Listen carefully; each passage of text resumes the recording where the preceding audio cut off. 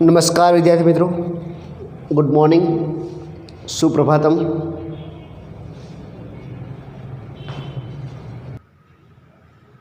तो આપણે સંસ્કૃતમાં 12મો પાઠ છે પૂરો કર્યો। 13મા પાઠ તરફ આપણે આગળ વધીએ તો 13મો પાઠ જે છે એ પદ્ય પાઠ છે। ગીતા અમૃતમ।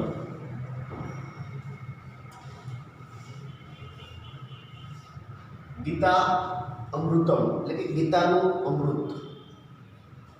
સરસ મજાનો પાઠ છે। શ્રીમદ ભગવદ્ ગીતા એની વાત કરી છે। ભારતીય સંસ્કૃતિ, ભારતીય સંસ્કાર, સંસ્કૃતિ જે છે આપણી એનો સૌથી શ્રેષ્ઠ પ્રકારનો ગ્રંથ હોય તો એ શ્રીમદ ભગવદ્ ગીતા છે। આખા વૈશ્વિક સાહિત્યમાં, આખા વિશ્વ લેવલનું જે સાહિત્ય છે એની અંદર ભગવદ્ ગીતાને શ્રેષ્ઠ સ્થાન આપવાનું છે। સૌથી ઉત્તમ પ્રકારનું પુસ્તક શ્રીમદ ભગવદ્ ગીતા છે, જે સાક્ષાત ભગવાન શ્રી કૃષ્ણએ પોતાના મુખરૂપી કમળમાંથી ગાયેલી છે। એટલે કે ભગવાન કૃષ્ણએ પોતે જે જ્ઞાન આપ્યું અર્જુનને, એ જ્ઞાન એટલે શ્રીમદ ભગવદ્ ગીતા। તો બહુ જ સરસ મજાનો પાઠ છે। આ 7 શ્લોકો જે છે અહીંયા લેવામાં આવેલા છે। હવે પહેલી વાત એ કે ભગવદ્ ગીતાના શ્લોકો જે આપણે ભણવા જઈ રહ્યા છીએ, ગીતાનો અમૃત પાઠ ભણવા જઈ રહ્યા છીએ, તો થોડોક આપણને શ્રીમદ ભગવદ્ ગીતાનો પરિચય હોવો જોઈએ। ભારતીય સંસ્કૃતિનો આખા વિશ્વ લેવલનો જો સૌથી શ્રેષ્ઠ ગ્રંથ હોય, આખા વૈશ્વિક લેવલે જો આખું વિશ્વ સ્વીકારતું હોય કે શ્રીમદ ભગવદ્ ગીતા શ્રેષ્ઠ કક્ષાનો ગ્રંથ છે, તો આપણી પાસે આપણા ધરતી ઉપરનો, આપણા ભારત દેશમાં જે ગ્રંથ બનેલો છે ને આપણા અહીંયા ભગવાન શ્રી કૃષ્ણે જે ગાયેલો છે ગ્રંથ, એ ગ્રંથનું આપણને થોડુંક નોલેજ, થોડુંક જ્ઞાન હોવું ઘટે, હોવું જોઈએ, બધાને હોવું જોઈએ। તો આપણે શું કરીએ છીએ કે શ્રીમદ ભગવદ્ ગીતા માત્ર એક ધાર્મિક પુસ્તક સમજીને, માત્ર એક ધાર્મિક પુસ્તક સમજીને આપણું જે દેવસ્થાન હોય છે ઘરની અંદર, પૂજા પાઠનું જે સ્થાન હોય છે ત્યાં આપણે એ ગ્રંથને માત્ર પૂજામાં સ્થાન આપીએ છીએ, માત્ર પૂજા કરવા પૂરતું આપણે સીમિત રાખીએ છીએ। એનું જ્ઞાન આપણે જીવનમાં ઉતારતા નથી। અંદર શું છે એ ક્યારેય આપણે ખોલીને એની અંદર શું જ્ઞાન છે એ જોવાનો આપણે ક્યારેય તસ્દી લીધી નથી, એ જ્ઞાન જીવનમાં ઉતારવાનો ક્યારેય પ્રયત્ન કર્યો નથી। તો આપણે ભારતીય જે છીએ એ ખૂબ જ આળસુ છે। શ્રીમદ ભગવદ્ ગીતાનું જ્ઞાન આપણી પાસે તો જ્ઞાન તો નથી જ, પણ અંદર શું છે એ ખબર નથી। ઘણાને એવો પ્રશ્ન થાય, ગીતા શું છે, કોઈ નામ હશે? ભારતીય સંસ્કૃતિનો ગ્રંથ, સૌથી પવિત્ર ગ્રંથ જેને માનવામાં આવે છે, તો ઘણા બધાને ભગવદ્ ગીતા વિશે આપણને કોઈ પૂછે, ક્યાંક આપણે ગયા હોય અને આપણે કોઈ પૂછે તમે ભારતીય સંસ્કૃતિનો સૌથી શ્રેષ્ઠ ગ્રંથ છે શ્રીમદ ભગવદ્ ગીતા, આપણે ગર્વથી કહીએ હા છે, બરોબર। તો ભારતીય સંસ્કૃતિનો સૌથી શ્રેષ્ઠ અને પવિત્ર ગ્રંથ તમે માનો છો ભગવદ્ ગીતાનો, તો એ ભગવદ્ ગીતાની અંદર શું આવે છે, શું છે અંદર, એનું વર્ણન કરો થોડું। 5 મિનિટનું વર્ણન તમે મને સંભળાવો। હવે જો આપણને ભગવદ્ ગીતા વિશે 5 મિનિટનું વર્ણન ખ્યાલ ન હોય તો સામેવાળા વ્યક્તિ ઉપર આપણે કેવી છાપ પડે?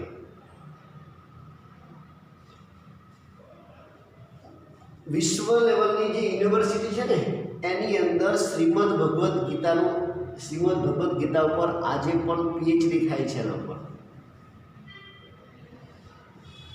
અહીંયા આરબ દેશો જે છે, આરબ દેશો જે છે બધા, ત્યાં પણ શ્રીમદ ભગવદ્ ગીતા એમની અરબી ભાષાની અંદર એ લોકો અરબી ભાષામાં શ્રીમદ ભગવદ્ ગીતાના પુસ્તકો વાંચે છે, ગ્રંથો વાંચે છે। એનું જ્ઞાન કાયમ માટે, એ જમાનામાં નહીં પણ એ ભગવદ્ ગીતાનું જે જ્ઞાન છે ને, કૃષ્ણએ જે અર્જુનને કીધું છે ને, એ જ્ઞાન હવેની પેઢી માટે પણ મદદરૂપ થશે.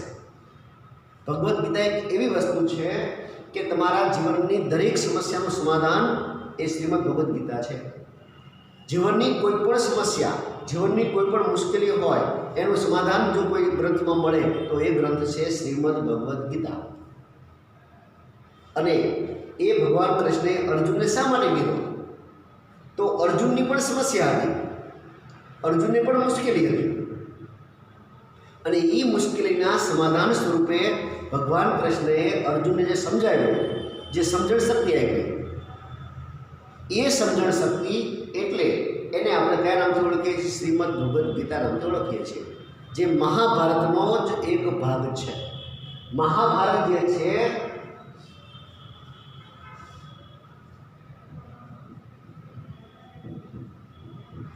મહાભારત એના કુલ 18 ભાગ છે. કેટલા? 18. કેટલા ભાગ છે મહાભારતના? 18 ભાગ, જેને આપણે શું કહીએ છીએ? પર્વ. અને મહાભારતના જે 18 ભાગ છે એને પર્વ કહીએ છીએ, જેના શ્લોકની સંખ્યા છે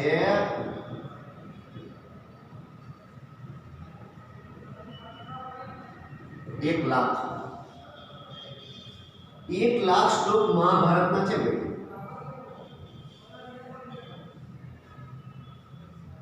વિશ્વનો સૌથી મોટો ગ્રંથ, આખા વિશ્વ લેવલનો સૌથી મોટો કોઈ ગ્રંથ હોય તો એ છે મહાભારત,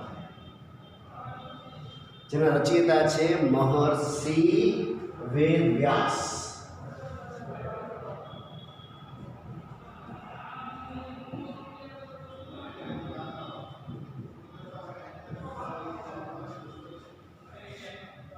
वेदव्यास खाली बोले महर्षि वेदव्यास को, अथवा एमનું આખું નામ કૃષ્ણ દિવ્યાપન વેદવ્યાસ.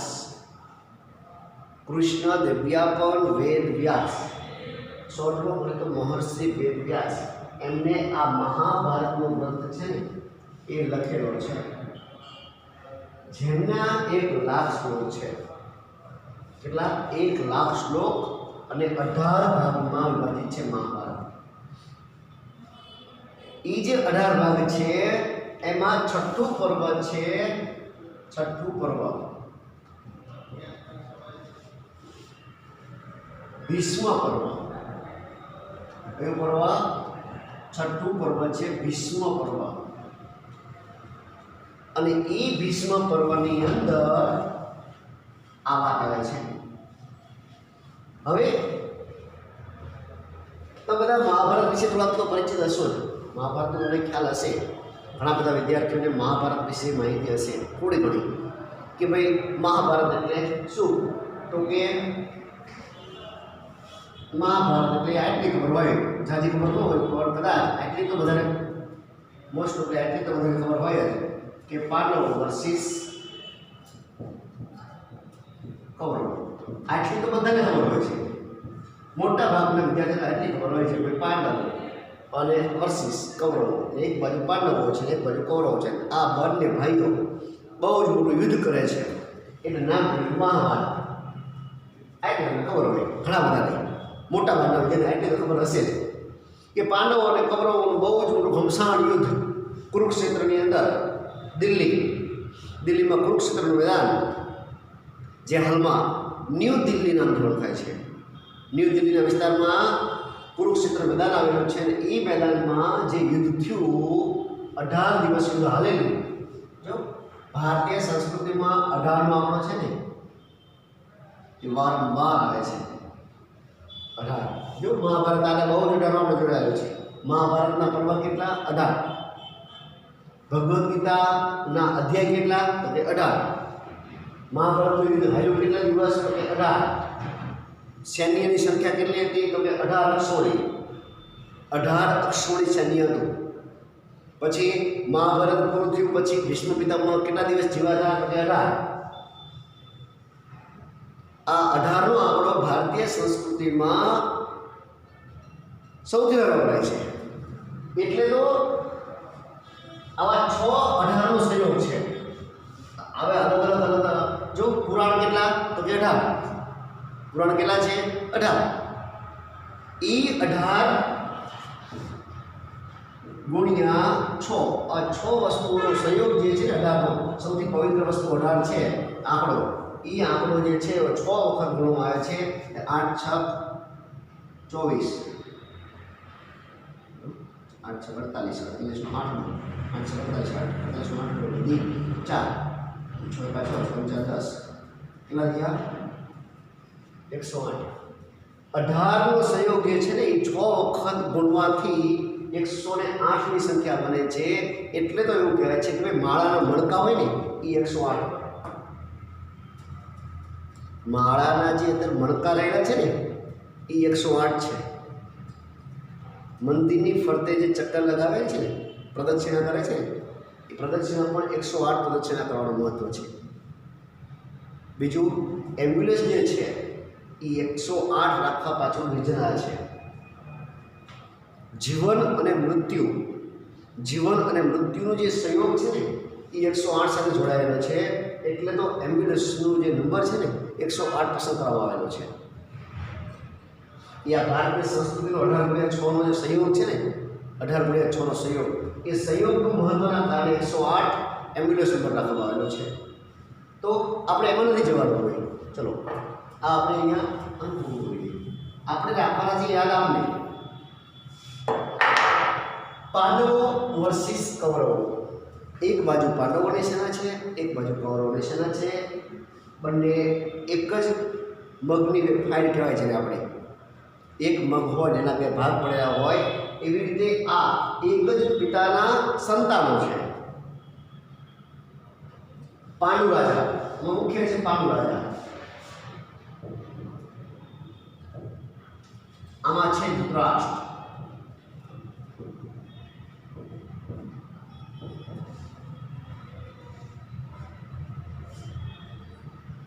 આમના પિતાજીમાં ચિત્રવીર્ય અને ચિત્રાંગદ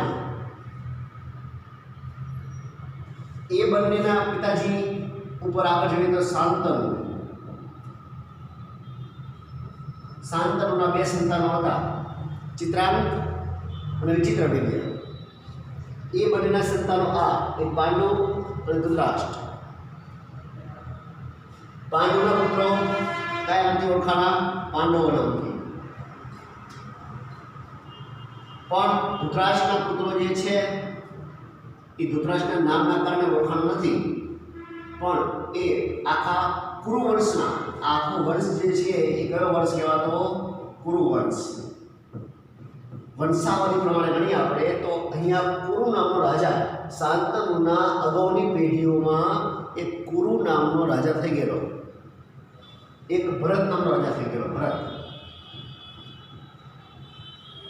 ભરત એટલે તમે કદાચ નામ સાંભળ્યું હોય કે સિંહનું મોઢું ખોલીને દાંત ગણવાની જે હિંમત રાખતો બાળપણમાં નાનો છોકરો હોય છે જ્યારે જંગલની અંદર સિંહ હોય સિંહનું મોઢું ફાડીને આમ દાંત ગણતો હોય સિંહનું મોઢું ખોલીને દાંત ગણતો હોય એ ભરત એના વખતે દેશનું નામ પડ્યું છે ભારત શકુંતલા કોણ શકુંતલા અને દુષ્યંત રાજા શકુંતલા અને દુષ્યંતનો પુત્ર એ ભરત એ કુરુવંશમાં આ કુરુવંશ જે છે એના પછી આવ્યો કુરુ રાજા એના પછી આવ્યો હસ્તી રાજા હસ્તી એના પછી નામ પડ્યું હસ્તિનાપુર કુરુ નામ રાજા આવ્યો એટલે બધા આ જે વંશજો રહ્યા આ બધા બી કૌરવો પણ કહેવાય કુરુવંશના હતા એટલે કૌરવો પણ કહી શકાય પણ આમને ખાસ કરીને કયા નામથી ઓળખવામાં આવે છે પાંડવો નામથી કારણ કે એના પિતાજી ગયા પાંડુ ઉપરથી આ પાંડવો તો ઓળખણા આ બધા જ આ બંને ભરતવંશી પણ કહેવાય કેવા કહેવાય ભરતવંશી આ ભરતવંશી કહેવાય આ ભરતવંશી કહેવાય આ કુરુવંશી કહેવાય આ કુરુવંશી કહેવાય પણ આમને વિશેષ તરીકે આપણે કયા નામથી ઓળખીએ છીએ કૌરવો નામથી આમને કયા નામથી ઓળખીએ છીએ પાંડવો નામથી કારણ કે એમના પિતાજીનું નામ શું હતું પાંડુ રાજા ઓકે તો હવે આપણે એમની ખાસ નથી વાત કરવાની પણ હવે પાંડવો અને કૌરવો જે છે એમની થોડી વાત કરી લઈએ જો ધીમે ધીમે આપણે આ વાત તરફ જઈએ છીએ કે ભાઈ ગીતામૃતમ, ગીતાનું અમૃત, ભગવદ્ ગીતા શા માટે કહેવાની જરૂર પડી? ભગવાન કૃષ્ણએ અર્જુનને શા માટે આવું કીધું? તો એનું રહસ્ય અહીંયા છે। એક બાજુ છે પાંડુ સેના, પાંડવોના સૈન્ય પુત્રો, એમાં મુખ્ય જે છે ગણી આપણે તો સૌથી મોટો પુત્ર હતો યુધિષ્ઠિર, ભીમ, અર્જુન, સહદેવ અને નકુલ। બરાબર ને?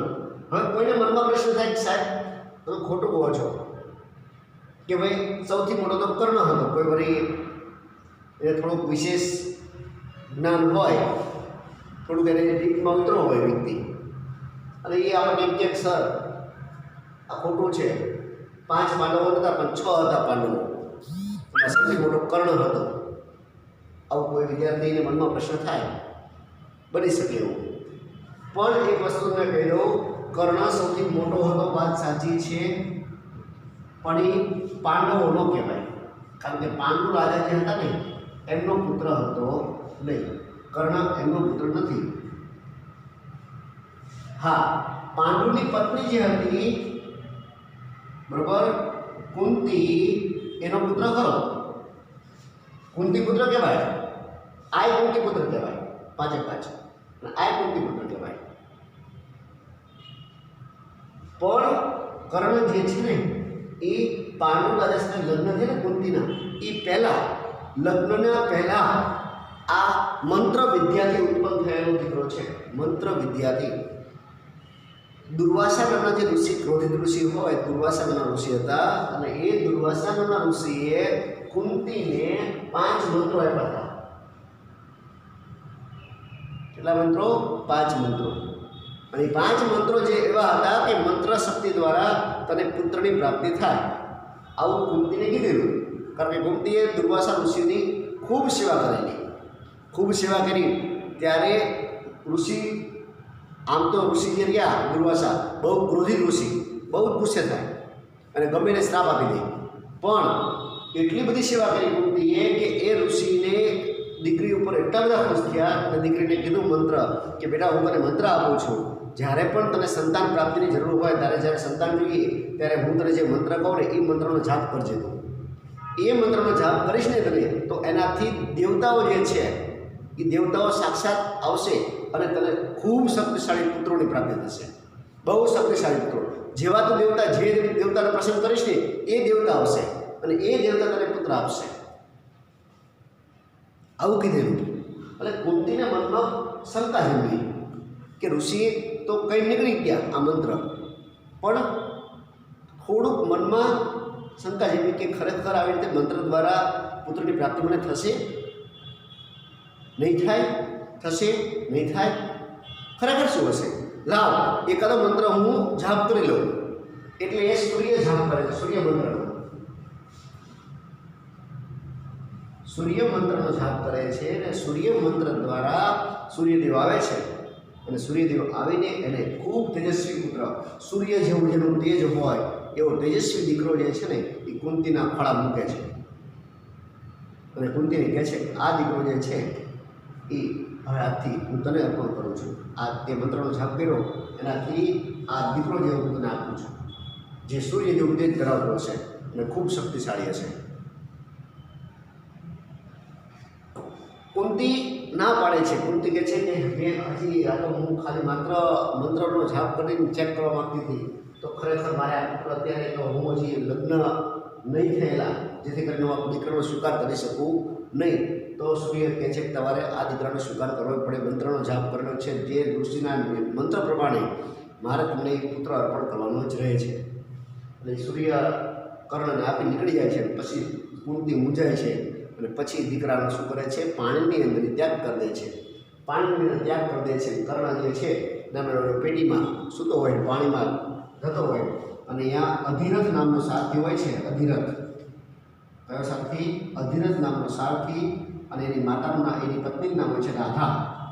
આ બંનેને સંતાન હોતું નથી, સંતાન નથી હોતું ને આ અધિરથ નામનો સાથી જે છે એ ઘોડો લઈને નદીના કિનારે ઘોડાને નવડાવતો હોય છે અને એ સમયે એક દીકરા એ બાળકનો રડવાનો અવાજ આવે છે અને પાણીમાં તરતી તરતી એક પેટી આવે છે. પેટી જોવે છે તો એમાં એક છોકરો, અતિ તેજસ્વી છોકરો અંદર સૂતેલો હોય છે. અધિરથ નામનો સારથી પોતાના જે દીકરો છે, અંદર જે સંતાન એ બાળક છે, એ બાળકને પોતાના ઘરે લઈ જાય છે અને રાધાને કહે છે કે આવી રીતે પાણીમાં તરતું તરતું એક બાળક આવ્યું અને એ બાળક મને મળ્યું. રાધા કહે છે કે આપણે સંતાન નથી, તો કદાચ ઈશ્વરની એ ઈચ્છાના કારણે જ આપણને ઈશ્વરે જ આ એક સંતાન રૂપી આપણને ભેટ આપી છે. તો આપણે ઈશ્વરનો પ્રસાદ સમજીને, ભગવાનની કૃપા સમજીને આ બાળકનો આપણે સ્વીકાર કરી લઈએ. અને અધિરથ અને રાધા જે છે એ બંને આ બાળકને શું કરે છે? સ્વીકાર કરે છે અને એનું પાલન પોષણ કરે છે. આ બાળકને મોટો કરે છે. એટલે આ રાધા જે છે એ રાધા એની પાલક માતા બની, કેવી? એનું પાલન કરનારી, એને રક્ષણ આપનારી માતા બની રાધા. એટલે કર્ણ જે છે ને રાધે નામથી ઓળખાણ. કયા નામથી? રાધે નામથી ઓળખાણ કર્ણ. અને બીજું સૂત એટલે સારથી થાય. શું થાય? સૂત એટલે સારથી. એટલે કર્ણને બધા સૂત પુત્ર કહીને શું કરતા? તેજવતા. આ પાંડવો અને કૌરવો જે છે, જ્યારે પણ કર્ણ બહુ તેજસ્વી, બહુ શક્તિશાળી, જ્યારે પણ યુદ્ધ કરવા જાય, આમની સાથે કંઈક આમ શક્તિ દેખાડે પોતાની પાંડવોની સામે, તો કર્ણને મજાક ઉડાવીને બધા બેસાડી દેતા કે ભાઈ તું તો સૂત પુત્ર છે. સૂત એટલે શું થાય? સારથી. સૂત એટલે સારથી, તું સારથી પુત્ર છે અને સારથી પુત્રનું યુદ્ધ રાજાઓના કુંવર સાથે હોય નહીં. બેસી જા ભાઈ, બેસી જા. એટલે કર્ણને નાનપણથી અપમાન સહન કરવું પડતું. પોતાની શક્તિ, અતુલ્ય શક્તિ પોતાની, એ કર્ણને દબાઈ દેવી પડતી. કારણ કે બધા એ વખતે એવું હતું કે લેવલના હોય એની સાથે લડી શકાય, રાજાના કુંવરો હોય તો એની સાથે રાજાના કુંવરો જ લડે, રાજાની સાથે રાજા જ લડે, તો આમની સાથે સારથી પુત્ર લડી શકે નહીં. આને વિદ્યા પણ મળી શકે નહીં, કારણ કે રાજાના પુત્રો જ્યાં ભણતા હોય ત્યાં બીજા કોઈ બાળકને ભણાવવામાં આવતા નથી. એટલે આ અભ્યાસનો પણ વંચિત રહી ગયો, અભ્યાસથી પણ, બરાબર. અને આવી બાણ વિદ્યા જે છે એનાથી પણ વંચિત રહે છે. પછી એક ગુરુનો સહારો લે છે.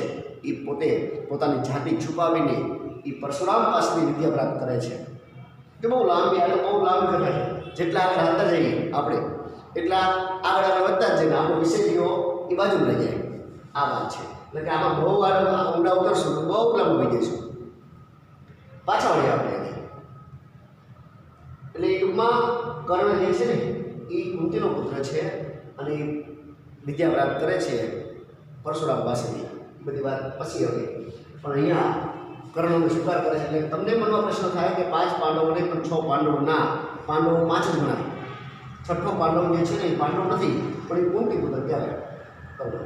ઓકે, 5 પાંડવોમાં પણ 3 મંત્ર જે છે ને, આ 3 મંત્ર, એ કુંતી જે છે, પાંડુ રાજાની એક પત્ની જે છે ને કુંતી, એ કુંતી આ મંત્ર જાપ કરે છે, બરોબર. અને આ 3 મંત્ર અહીંયા, એક મંત્ર કર્ણ, 4 થયા. એક મંત્ર જે છે ને એ એક મંત્ર એવો મંત્ર હોય છે કે જેના આહ્વાન કરવાથી 2 દેવતાઓ એક સાથે આવે, અને એ હતા અશ્વિની કુમાર. શું હતા? અશ્વિની કુમાર. જો અશ્વિની કુમાર વાર્ત કહેવાય. એ બંને સાથે જ હોય, બંને દેવતાઓ, 2 ભાઈઓ, જોડિયા ભાઈઓ હતા બંને. દેવતાઓના વૈદ્ય જેને કહેવાય. શું કહેવાય? દેવતાઓના વૈદ્ય. એટલે કે એ પ્રકારના ડૉક્ટર, ઔષધિના ડૉક્ટર. એ વખતની જે ઔષધિ જ્ઞાન આમની પાસે હતું, દરેક પ્રકારની ઔષધિનું જ્ઞાન આમની પાસે હતું. અને આ જે રહ્યા એ જ જ્યારે કુંતીના 3 સંતાનો થાય છે ત્યારે માદરી દુઃખી થાય છે કે ભાઈ મંત્રનો જાપ કરવાથી પુત્રની પ્રાપ્તિ થાય છે, તો મંત્રનો જાપથી પોતે તો 3 સંતાનોની પ્રાપ્તિ કરી લે છે, તો મને કોઈ સંતાન પ્રાપ્ત થશે નહીં. તો એના માટે માદરી જે છે એ વિનંતી કરે છે કોને? કુંતીને. એટલે કુંતી જે છે ને એ માદ્રીને એક મંત્ર આપે છે, એક મંત્ર માદ્રીને આપે છે અને એ માદ્રી જે છે અશ્વિની કુમારોનો જાપ કરે છે. અશ્વિની કુમારો આવે છે બંને ભાઈઓ, અને એ બંને ભાઈઓ એક એક પુત્ર માદ્રીને આપે છે પ્રસાદી રૂપે, અને એ પ્રસાદી રૂપે જે પુત્ર આપે છે એમાં એક સહદેવ અને નકુલ. એટલે આ બંને રહ્યા એ માદ્રી પુત્ર પણ કહી શકાય. આ ત્રણેય રહ્યા કુંતી પુત્ર કહેવાય. આ પણ કુંતી પુત્ર કહેવાય, રાધે પુત્ર પણ કહેવાય. ઓકે, તો આવી બધી વાત છે. કૌરવોની સેનામાં ધૃતરાષ્ટ્ર જે છે એની પત્ની હતી ગાંધારી. ગાંધાર નરેશ શકુની જે હતો એ શકુનીની બહેન ગાંધારી, જે પોતે ધૃતરાષ્ટ્ર સાથેની લગ્નની વાત આવે છે, માંગો આવે છે, અને એને ખબર પડે છે કે મારા પતિ અંધ છે,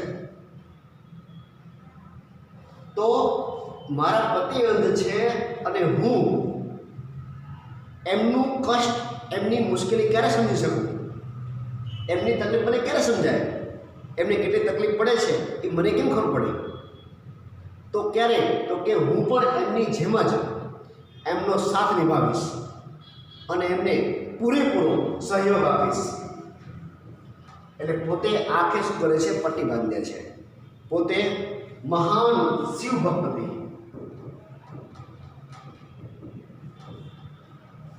તપસ્વીની, જેવી તપસ્વીની નારી ગાંધારી, મહાન શિવ ભક્ત, અને એ તરત જ આંખે પટ્ટી બાંધે છે કે મારા પતિ ન જોતા હોય એ દુનિયા મારે જોવી નથી. હું પણ એમના દુઃખમાં સહભાગી બનીશ, કારણ કે સુખ દુઃખમાં સાથ આપે એ જ પતિ પત્નીનો સંબંધ છે.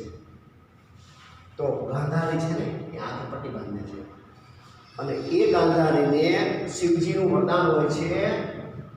શિવજીનું વરદાન હોય છે ગાંધારીને. કેવું વરદાન? કે તને 100 પુત્રોની પ્રાપ્તિ થશે. એ ભગવાન શિવને તપસ્યા કરતી હોય ને ગાંધારી, ત્યારે વારંવાર પુત્ર પ્રાપ્તિ, પુત્ર પ્રાપ્તિ, પુત્ર પ્રાપ્તિ એવી બોલતી હોય છે, વારંવાર, અનેક વાર. અને પછી ભગવાન શિવને પ્રસન્ન કરે છે. ભગવાન શિવને કહે છે કે મેં પુત્રોની પ્રાપ્તિમાં આવી તો મને એ પુત્રોની પ્રાપ્તિ થાય એવું વરદાન આપો. તો ગાંધારીને શિવજી કહે છે કે તે જે પ્રમાણે પુત્રોની પ્રાપ્તિ માટે માંગી છે, મારી પાસે યાચના કરી છે, એ તારી ઈચ્છા પૂરી થશે. એટલે 100 વખત પુત્રોનો જાપ કર્યો છે પુત્ર પ્રાપ્તિ માટે. એટલે એ 100 પુત્રો શિવજીના વરદાનથી 100 પુત્રોની પ્રાપ્તિ થાય છે. એક જ મુખે 100 પુત્રોને જન્મ આપે છે. તો ઘણા બધાને એવું લાગે કે આવું શક્ય નથી, પણ એ વખતની આખી વિદ્યા, એ વખતનું આખું જીવન અલગ હતું. 100 પુત્રો એક જ કુખે જન્મ આપે છે. એના નાના નાના એક ટુકડા એ બાળકોના ઝીણા ઝીણા અંશ જન્મે છે એની કુખે. 100 અંશ હોય છે. અને ગાંધારી ભગવાન પાસે વરદાન માંગે છે, ભગવાનને કહે છે કે મને એક દીકરી આપો. બધા દીકરાને એક દીકરી આપો મને. અને એક દીકરી જે છે એ 100 દીકરાઓ પ્લસ એક દીકરી, અને દીકરીનું નામ હોય છે દુસલા. શું નામ હોય છે? દુસલા. 100 દીકરાઓ અને એક દીકરી દુસલા. અને દુસલાનો જે પતિ હોય છે એ જયદ્રથ,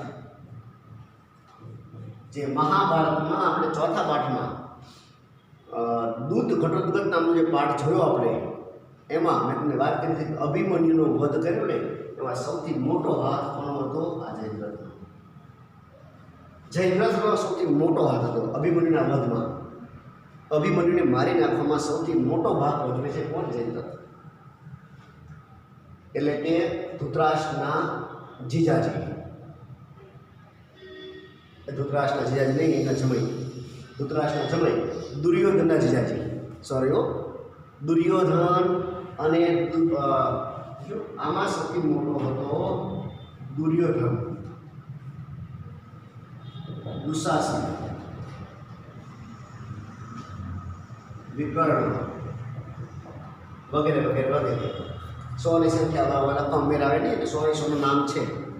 100 એ 100 સંતાનોના નામ આવે જ છે ભાઈ. હું 100 એ 100ના નામ મારી પાસે લખેલા છે. પણ સૌથી મોટો કોણ હતો? દુર્યોધન. સૌથી મોટો દુર્યોધન હતો. નાન અને ગાંધારીનો ભાઈ જે હતો શકુની, એ ગાંધારીની સાથે લગ્ન થયા ને એટલે ગાંધારીની સાથે, ગાંધારી અને અંધજમ જીવતી હતી આંખે પટ્ટી બાંધીને, એટલે શકુની એવું કહે છે કે હું મારી બેન સાથે રહીશ અને મારી બેનની હું રક્ષા કરીશ. એટલે પહેલેથી ગાંધારી સાથે ક્યાં હસ્તિનાપુરમાં જ રહેતો હોય છે. હસ્તિનાપુરમાં છે.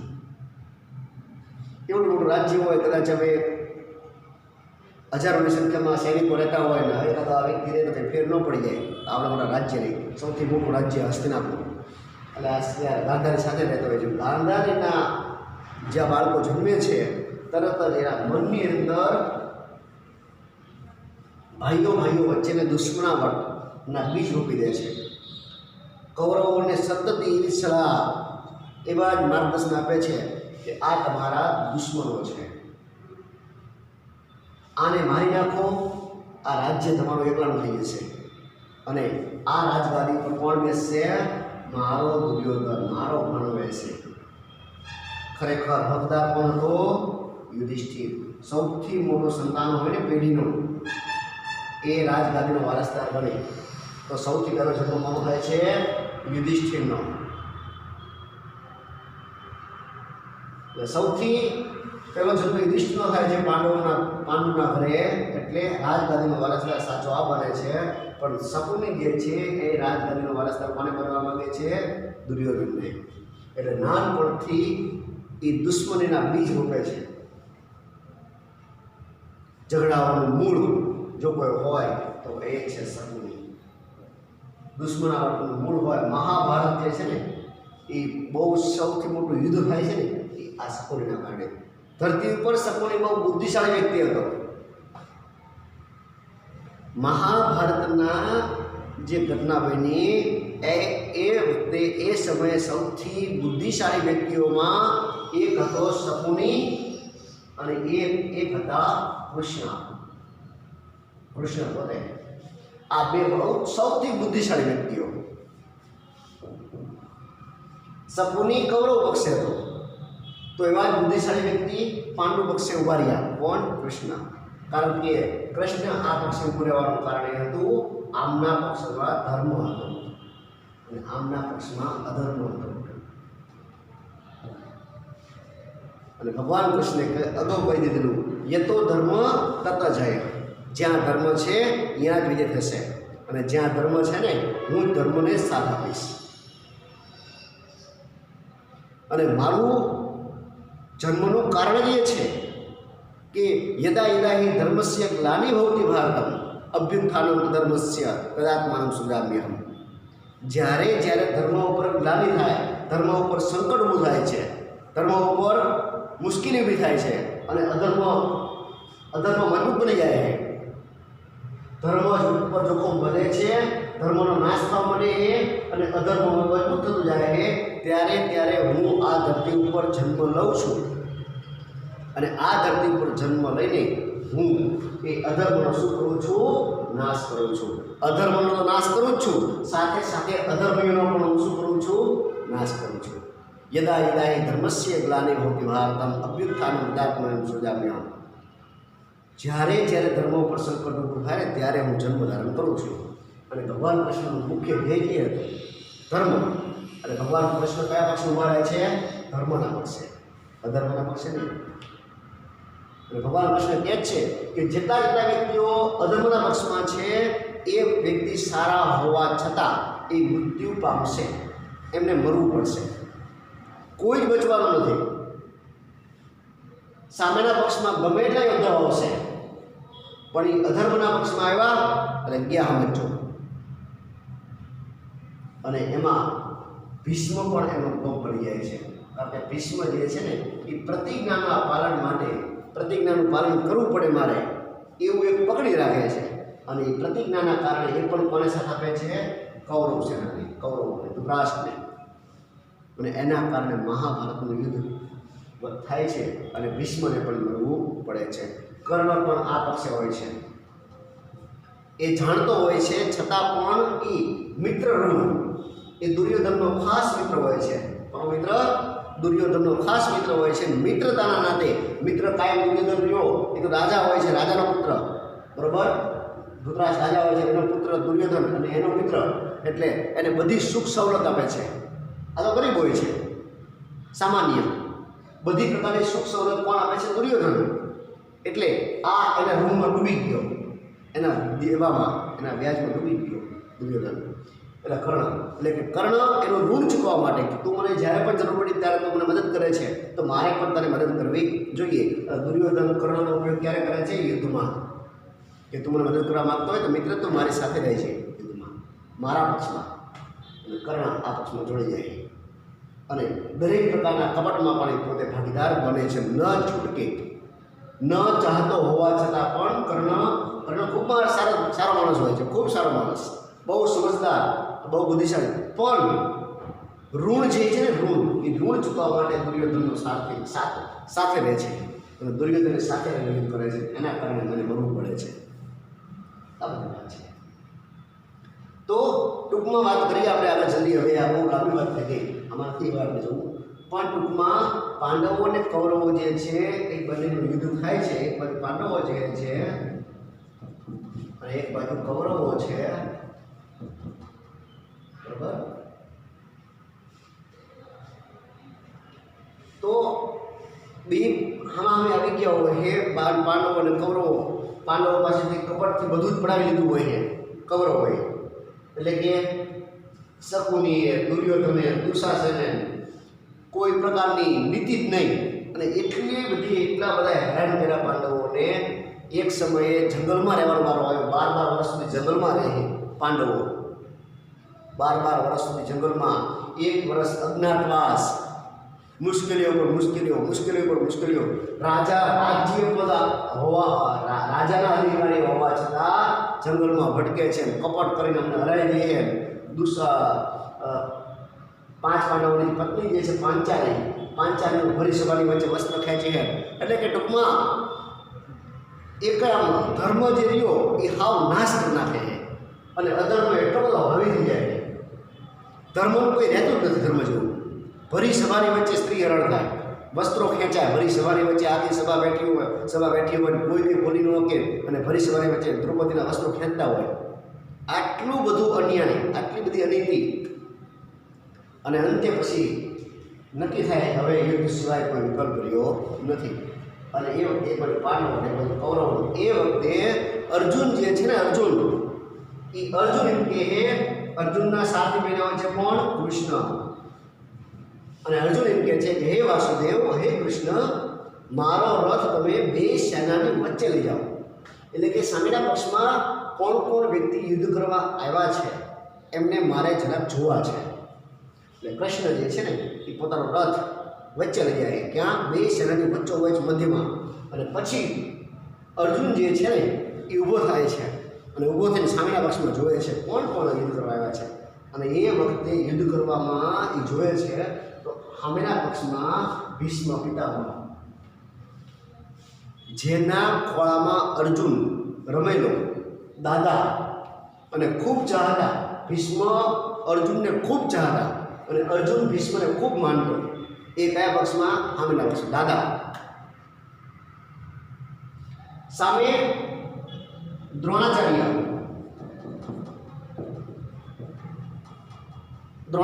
સામેના પક્ષમાં, જે એમના ગુરુ હતા, જેમની પાસેથી વિદ્યાના પાઠ મેળવ્યો અર્જુન દ્રોણાચાર્ય ખૂબ ચાહતો.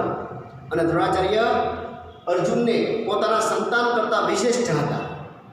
અર્જુનને પોતાના સંતાન કરતાં વિશેષ પ્રેમ કરતા. ભરપૂર વિદ્યા, જેવી જોઈએ એવી વિદ્યા અર્જુનને આપેલી દ્રોણાચાર્યએ, કારણ કે અર્જુન એના માટે લાયક હતો. એટલે ખૂબ ચાહતા. એ ગુરુ સામેના પક્ષમાં અર્જુનને ખબર પડી કે મારે મારા ગુરુની સામે લડવાનું હોય, મારા દાદાની સામે લડવાનું હોય. ગુરુનો પુત્ર અશ્વત્થામા, એટલે કે ગુરુભાઈ કહેવાય. શું કહેવાય? ગુરુભાઈ. શું કહેવાય? હવે ગુરુભાઈ એટલે કે ગુરુનો પુત્ર છે એની સામે લડવાનું, એ સામા પક્ષમાં છે. આવા તો અનેક વ્યક્તિઓ જે સગા સંબંધીઓ રહ્યા બધા કયા પક્ષમાં હતા? સામેના પક્ષમાં. બધા સગાવાળા જયદ્રથ એ સામેના પક્ષમાં, બીજા એવા અનેક વ્યક્તિઓ સામેના પક્ષમાં. એમ કે ઓહો આ બધા સગાવાળાને મારું, બધા સગાવાળાને યુદ્ધ કરું અને પછી બધાનો વધ કરી મને રાજગાદી મળે, મારા ભાઈને રાજગાદી મળે, આવી રાજગાદી અમારે જોતી નથી.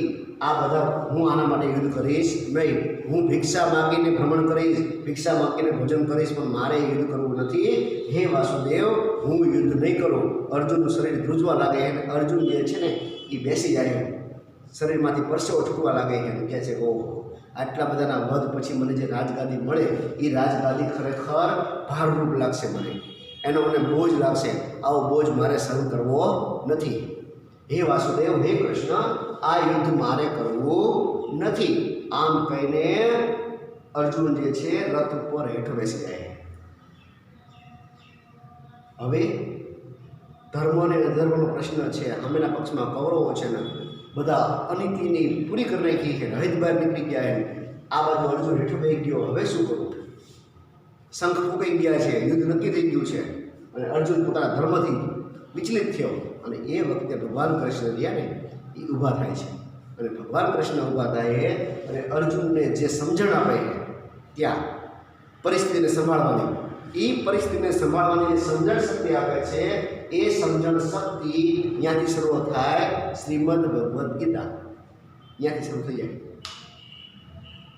અને એ શ્રીમદ ભગવદ્ ગીતાના 700 શ્લોક કેટલા છે? 700 શ્લોક છે. કેટલા છે? 700. એ 700 શ્લોકનું જ્ઞાન ભગવાન કૃષ્ણ અર્જુનને આપે છે. પણ બધા શ્લોક ભગવાન કૃષ્ણના નથી, કારણ કે વચ્ચે વચ્ચે અર્જુન શું કરે છે? પ્રશ્ન પૂછે. અને જેમ જેમ અર્જુનના મનમાં પ્રશ્ન મુશ્કેલી ઊભી થતી જાય, જેવા મનમાં પ્રશ્ન ઊભા થતા જાય એમ ભગવાન કૃષ્ણ એને સમજાવતા જાય.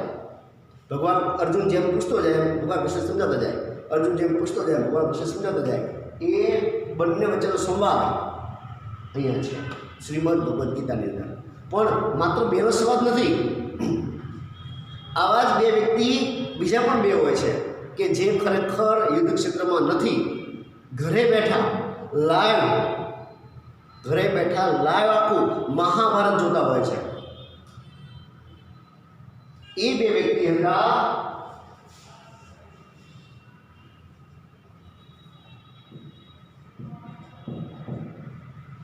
ધૃતરાષ્ટ્ર, સંજય, બરાબર, કૃષ્ણ અને અર્જુન. આ બે યુદ્ધ મેદાનમાં અને આ બે કરે. 700 શ્લોકની અંદર ધૃતરાષ્ટ્રનો એક શ્લોક છે. ધૃતરાષ્ટ્ર પૂછે, હે સંજય, મારા અને પાંડુના પુત્રો શું કરી રહ્યા છે? જરા મને સમજાય. અને એ પછી સંજય જે છે, સંજય જેમ જેમ કૃષ્ણ અર્જુનને સમજાવતા હોય એમ સંજય અહીંયા કોને સમજાવતો હોય? ધૃતરાષ્ટ્રને. કે ભગવાન કૃષ્ણ અર્જુનને આવું જ્ઞાન આપી રહ્યા છે. એ શોર્ટમાં, ટૂંકમાં એ કોને કહેતા જાય? સંજયને. એટલે એ શ્લોક જે છે, સંજયના શ્લોક જે છે, એ 41 શ્લોકમાં ભગવાન કૃષ્ણ અર્જુનને જે સમજાવે એનું વર્ણન અહીંયા કરે છે ટૂંકમાં. અને અર્જુન જે છે 84 શ્લોક એના છે અર્જુનના. કેટલા? 84. એ 84 શ્લોકની અંદર એ ધર્મ શું છે, કર્મ શું છે, જ્ઞાન શું છે, તમે કોણ છો, ભક્તિ શું છે, મોક્ષ શું છે, આ બધી વસ્તુ વિશે એના જીવનમાં જેટલા પ્રશ્નો થાય એ બધા પ્રશ્નોનું સમાધાન પૂછે કે કોને? કૃષ્ણને. અને પ્રશ્ન એ દરેક પ્રશ્નનું સમાધાન જે છે ને એ સમાધાન સમજાવતા જાય 574 શ્લોકમાં. કેટલા? 574 શ્લોકનો ઉપયોગ કરે છે ભગવાન કૃષ્ણ.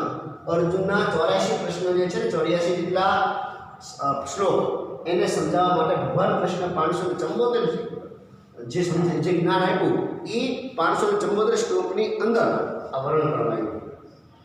વેદ વ્યાસે આનું વર્ણન કરવા આવ્યું. એટલે કે સમયગાળો યુદ્ધનો જે છે એ તો માત્ર 40-45 મિનિટ જ ઊભું રહ્યું હતું. કેટલા? 45 મિનિટનો સમયગાળામાં ઊભું રહ્યું. પણ એ ભગવાન કૃષ્ણએ જે ફિલોસોફી વાપરી, જે જ્ઞાન પીરશું ત્યાં, જે વાત કરી એ વાતને સમજાવવા માટે, એ વાતનું વર્ણન મહર્ષિ વેદવ્યાસ જે છે ને એ વસ્તુને સમજાવવા માટે આટલા શ્લોકનો ઉપયોગ કરે છે, 514 શ્લોકનો, એટલે કે કુલ 700 શ્લોકનો ઉપયોગ મહર્ષિ વેદવ્યાસ કરે છે. 45 મિનિટની અંદર ભગવાન કૃષ્ણએ જે ફિલોસોફી વાપરી છે, અદ્ભુત ફિલોસોફી, અને એ અદ્ભુત ફિલોસોફી જે છે ને એ ફિલોસોફીને 700 શ્લોકમાં વર્ણન કર્યું મહર્ષિ વેદવ્યાસે, ત્યારે એ ફિલોસોફી પૂરી થઈ. એક એક શબ્દ, ફિલોસોફીના એક શબ્દ જે છે ને, ધર્મ, કર્મ, જ્ઞાન, ભક્તિ, મોક્ષ શું છે, સંન્યાસ શું છે, એના વિશે સમજાવે. કોણ? ભગવાન કૃષ્ણ અર્જુનને સમજાવે. અને 700 શ્લોકની અંદર આ 700 શ્લોકનું વર્ણન આવે છે. અને શ્રીમદ ભગવદ્ ગીતા એના 18 ભાગમાં વિભાજિત છે અને 700 શ્લોકમાં વિભાજિત છે. ઓકે, તો આપણે તો આજે માત્ર પ્રસ્તાવના જોઈ, આગળ આપણે જોઈ શક્યા નથી. કંઈ વાંધો નહીં, આપણે નેક્સ્ટ લેક્ચરમાં 700 શ્લોક જે છે એમાં 7 શ્લોક આપણે લીધેલા છે, ચુનંદા શ્લોક, સારામાં સારા શ્લોક જે છે ને એ 7 શ્લોક પસંદ કરવામાં આવ્યા છે. જો કે બધા સારા જ છે, પણ અહીંયા આપણને થોડુંક વિષય વસ્તુને ધ્યાનમાં રાખીને આપેલા છે 7 શ્લોકો. એ 7 શ્લોક આપણે નેક્સ્ટ લેક્ચરની અંદર જોઈશું આપણે. ઓકે, 7 શ્લોકોની વાત કરશું આપણે, ત્યાં સુધી આપણે રાખી દઈશું. ઓકે, ધન્યવાદ, આભાર. ફરી મળીએ નેક્સ્ટ લેક્ચરમાં.